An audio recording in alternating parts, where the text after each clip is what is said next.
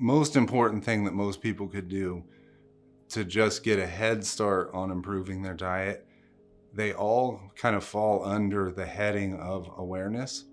So the first thing that I want to talk with a patient about doing is establishing some goals, because saying something like, I just want to eat better, isn't there's not a lot of really easy places to grab hold of exactly what that means. So we want to be specific. Do you want to lose weight? Because if you want to lose weight, then really what we need to concentrate on are your total calories. If you have diabetes and we're looking to manage blood sugar readings after meals, then we only want to pay attention to carbohydrates. So knowing what your goals are will help you narrow down your focus onto exactly what's going to help, rather than casting this really wide net. And maybe you make some improvements, but there was typically one thing that if you grabbed onto that would be the most helpful for you. Going forward from being aware of what your goals are, let's look now at tracking. That can be just writing things in a notebook, a food journal, to keep track of how many servings of what you had every day.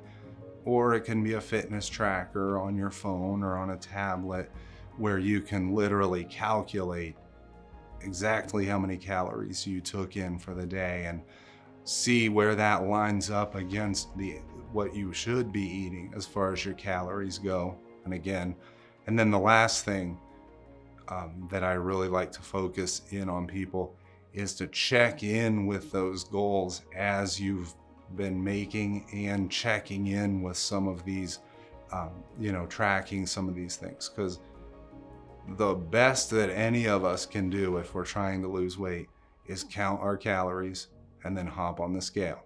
If our weight is coming down, then we're on to something.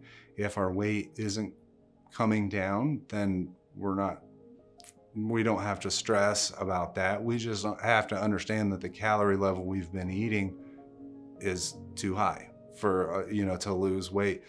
But a lot of people are a little afraid to jump on that scale, but that's the only thing that's going to give you the feedback to let you know that you're on the right track, or if there's some sort of adjustment to be made. If you have the tracking, now you have that roadmap to know what you were doing that either isn't working or is working. Easiest way to improve your diet, I would say, starts at the grocery store, because things that get brought into your house that you would rather not have in your house are going to get eaten. That's why you brought them home. So making better decisions at the grocery store, so that when you do have that, we all have a need to eat, or even sometimes you eat just for pleasure.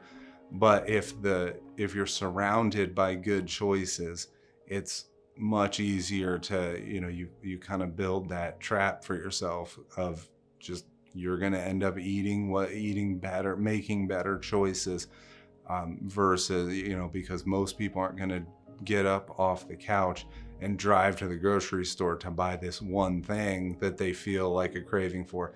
They'll find something in their house that will make do, that'll scratch that itch, that it's probably a wiser choice.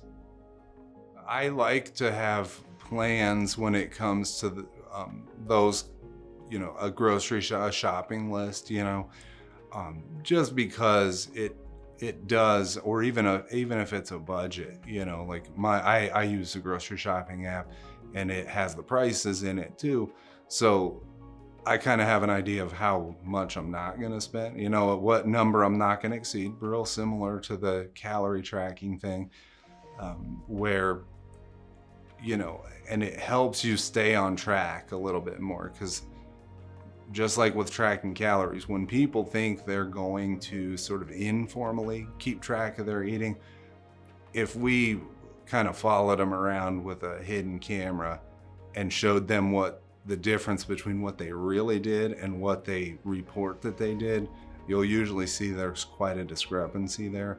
And the same thing with that, if you don't formalize what your goal for that shopping trip is with a shopping list or whatever, then you're probably gonna walk out of there with a lot The food choices will be different depending on whether you are hungry or not.